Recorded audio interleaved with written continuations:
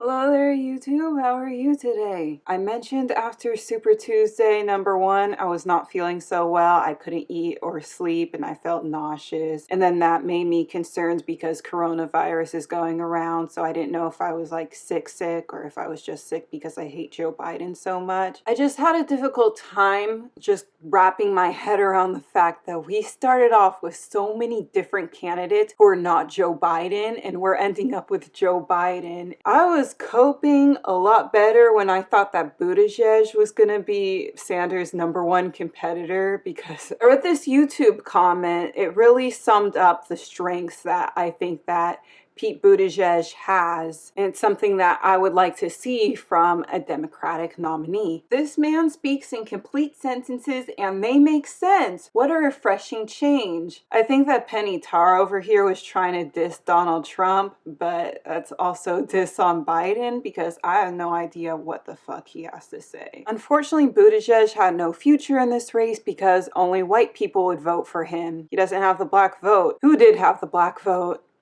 I have more people supporting me in the black community that have announced for me because they know me. They know who I am. 3 former chairs of the Black Caucus, the only African-American woman that ever been elected to the United States Senate, a whole range of people. No, my point is, that's not true. The other one is here. I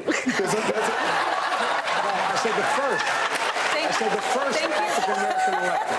First African-American. I seriously don't understand what the counter argument here is. Like, yes, of course, media shapes how you perceive information, what information you know, what information you don't know, what information gets prioritized, how it's analyzed. Like, a lot of that has to do with the media you consume. I don't understand how you can argue that it doesn't play a part. So the narrative that we've been getting about Biden and Bernie is that Bernie might sound great on paper. He sounds like a great candidate, but he's not going to get anything done, and he's not going to be able to defeat Trump. He's completely unelectable, and senile is more electable than socialism. There are many progressives, or some progressives, who say this is not enough. Is that a mistake? Are they not focused on the overall mission for all Democrats, which is to defeat Donald Trump? Earlier today, Michael Steele said Democrats have a choice. You want to be woke or you want to win? Do you want to be woke or do you want to win? They present it as if those two are not compatible, and in order to beat Donald Trump, you have to forget about policy, you have to forget about who's actually the more qualified candidate. Just swallow and go with Joe. I think it's a great point. I think, look, there's nobody in the world that wants progressive policy to be set in place more than I do. But this primary to me is not about policy, it's about beating Trump. Period. That's it. End of story.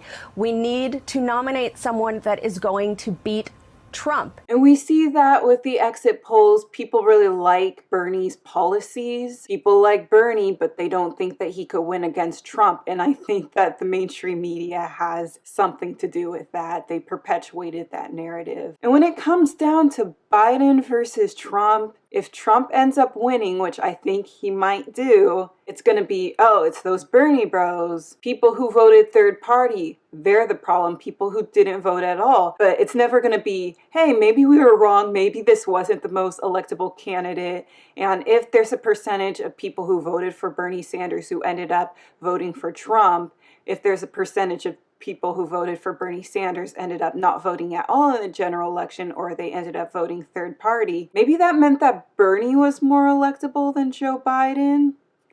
That's not going to be the narrative. It's going to be, it's your fault for not sucking it up and voting for somebody who you don't even like, who doesn't even care about the policies that are most important to you. Tulsi Gabbard had a really great point about how it's not just about defeating Donald Trump, it's about like who we replace him with. Bluntly, I might get in trouble for saying this, what does it matter if we beat Donald Trump if we end up with someone who will perpetuate the very same crony capitalist policies, corporate policies, and waging more of these costly wars? I'm really struggling to comprehend how she could say all that, how she could call out Hillary Clinton for being queen of warmongers or whatever, and then end up endorsing Joe Biden. It just, nothing about this election makes any sense to me. But Joe Biden, his running mate, is going to be female. So maybe Tulsi wants to get in on that. He'd be able to smell her hair better and all of that. I read this comment on how his running mate's going to be Hillary Clinton and then he's going to commit suicide or fall down the stairs and then Hillary Clinton will be the president. Maybe Tulsi Gabbard will regret her endorsement at that point. But I am very curious of how this is going to affect Tulsi Gabbard in the future. Is she going to be able to go on CNN or MSNBC without having the host like yell at her about Assad? So I want to talk to you about how you took and why you seemed obviously dissatisfied with the senator's answers last night, what you think the state of play is after last night for you and the other Democrats. But I want to clear something up. You need to acknowledge that Bashar al-Assad is a murderous despot. I have a very strong feeling that Trump is going to win the general election, but the main thing that could mess him up is the coronavirus. He did not take it very seriously at first. He did not show leadership at first, so I don't know how that's going to affect him, but I also know that a lot of people are pleased with how he's been handling it, and Biden, he hasn't shown a lot of leadership. So again, I don't understand this concept of, oh, Bernie has good ideas, but Biden takes action and does things when those things, one, are not all positive. Some of those things are very negative, but also what the hell is he doing about coronavirus? So I was looking forward to that debate that happened, oh my God, what is time? Before Super Tuesday number 3. I was hoping that we would get this version of Biden because I definitely expect that we're going to get this version of Biden when he has debates with Donald Trump. And I'm definitely expecting the Donald Trump and Biden debates to resemble more of an episode of Jerry Springer. Maybe there'll be like a push-up contest or what. I was thinking like Biden, he kind of reminds me of Ben Carson. Remember how Ben Carson, he would like close his eyes and start talking and he was just so weird. And he had that weird ass redemption story about how he tried to stab that guy in the stomach, but then it hit the guy's belt buckle and broke his knife, and then he converted to Christianity or something. He took a knife and he went after a friend and he lunged that knife into the stomach of his friends, but lo and behold, it hit the belt. It hit the belt. And the knife broke. Give me a break. Give me a break. Give me a break.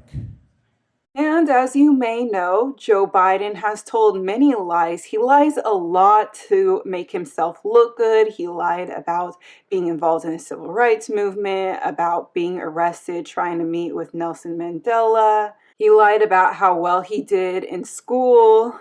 I went to law school on a full academic scholarship, the only one in my class to have a full academic scholarship. In the first year in law school, I decided I didn't want to be in law school and ended up in the bottom 2/3 of my class, and then decided I wanted to stay, went back to law school, and in fact ended up in the top half of my class. I won the International Moot Court competition. I was the outstanding student in the political science department at the end of my year. I graduated with 3 degrees from undergraduate school and 165 credits, only need 123 credits, and I'd be delighted to sit down and compare my IQ to yours if you'd like, Frank. Biden now concedes he did not graduate in the top half of his law school class, that he does not have 3 degrees from college, and that he was not named outstanding political science student in college. Newsweek says Biden actually went to school on a half scholarship, ended up near the bottom of his class, and won only 1 degree, not 3. Joe Biden ranked 76th in a class of 85 at the University of Syracuse Law School. I mean, this guy comes off this whole thing as a flyweight. Now Biden says Newsweek is right. His memory had failed him. He lies to make himself look good, even though there's plenty of evidence out there that he is in fact lying. The mainstream media, they don't call him out on this because he's our most electable candidate and we don't want to help Bernie Sanders. But that will definitely bite him in the ass come the general election. Bernie Sanders was very kind to Biden. He didn't want to fight dirty. He didn't want to do personal attacks. Anyway, there are these 2 different problems. One is that he might have dementia. He's in cognitive decline. But the other problem is that he is a pathological liar. He has been a pathological liar since he's been on our radar, since before I was born. Sometimes he makes shit up to make himself sound good, but also if you challenge him on his record, Even if you have video evidence, he'll just deny, deny, deny. And we saw that in the debate, but wasn't called out much by Sanders, wasn't called out by the moderators. And then people who work in the news, they have the job of educating us, of informing us. Their response was, who the fuck cares about his record? Like, how could that not matter? But my point is that with Donald Trump, he won't let him get away with the lies. And I was thinking about this exchange here with Julian Castro. They do not have to buy in. You just said that. You just said that 2 minutes ago.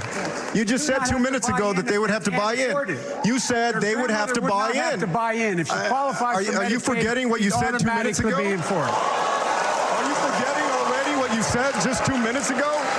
In their previous debate, they had talked about healthcare, and Julian Castro said that your healthcare plan would leave 10 million Americans uninsured because of the whole buy-in option. In the previous debate, Biden had denied that, but then after that, there were fact checkers that said that Julian Castro was in fact correct. So then Julian Castro brought it up again. He said, the fact checkers agree with me, your healthcare plan isn't good enough. It's going to leave 10 million Americans uninsured because of the buy-in option. And then Biden said they don't have to buy in. And the next morning, I think it was Gayle King who said, Julian Castro didn't have to go after him that hard. He could have just asked nicely, oh, I think you're mistaken. I don't think that you remember. But I think that if he had said it nicely like that, then Biden would have just completely brushed him off. Like, he lied so many times during the last debate, and that was completely brushed off and it wasn't fact-checked. But since Julian Castro said, are you forgetting already what you said 2 minutes ago? I think that forced more people to go back and look, wait, did Biden say buy in just 2 minutes ago?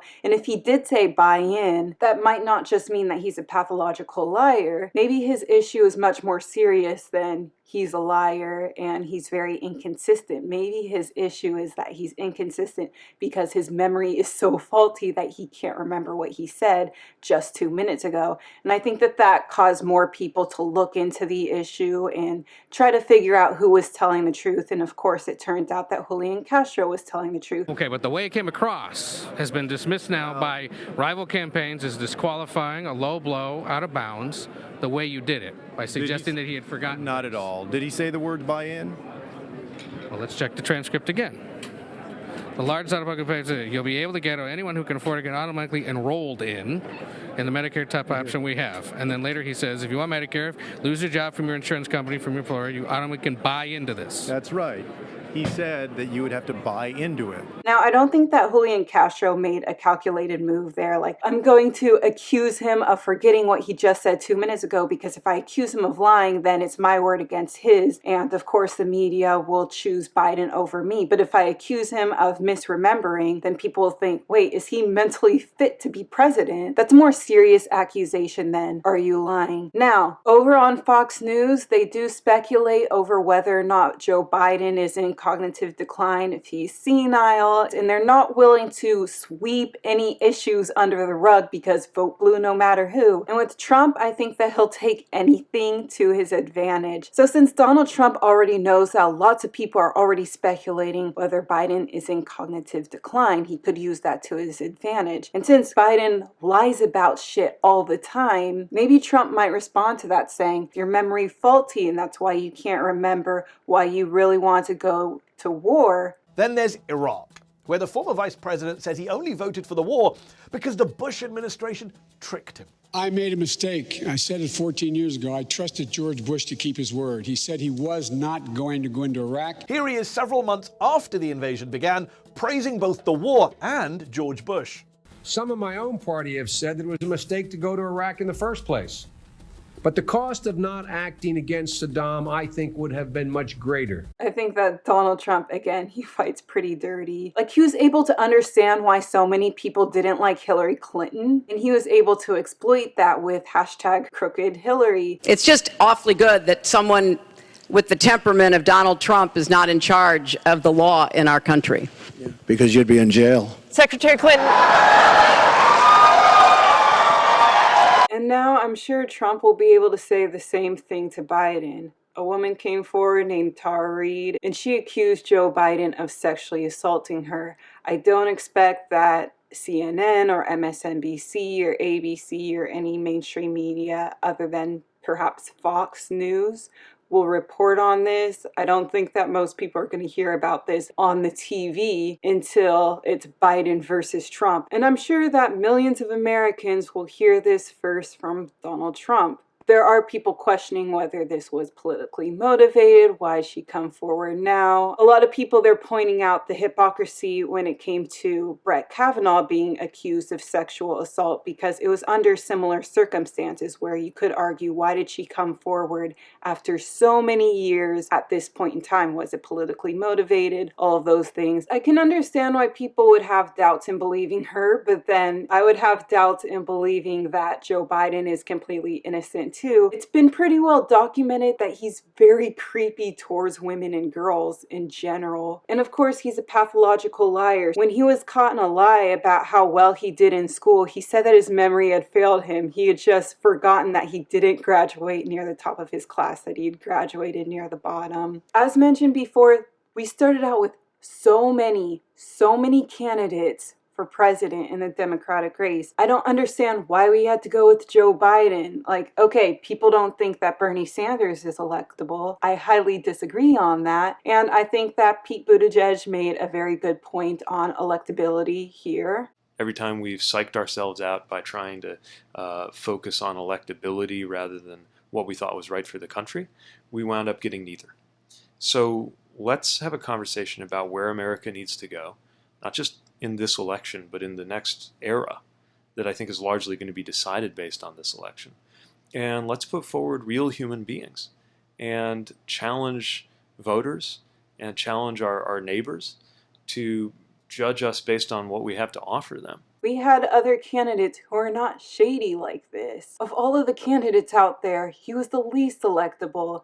And I feel like he's only popular now because MSNBC and CNN, ABC, they're not talking about all of the times he's lied on camera. They're not talking about his plagiarism scandal from the 80s, even though they keep bringing up and bringing up and bringing up over and over and over again. That time that Bernie Sanders said something nice about Cuba back in the 80s. So that's very frustrating. But once we get to the general, I think that Donald Trump will bring up a lot of issues with Joe Biden, including this accusation. I would have felt a lot better about this election if, after New Hampshire, if Biden had just dropped out and all of the moderates had coalesced around Buttigieg. That would have been much better, don't you think? We need to nominate someone that is going to beat Trump.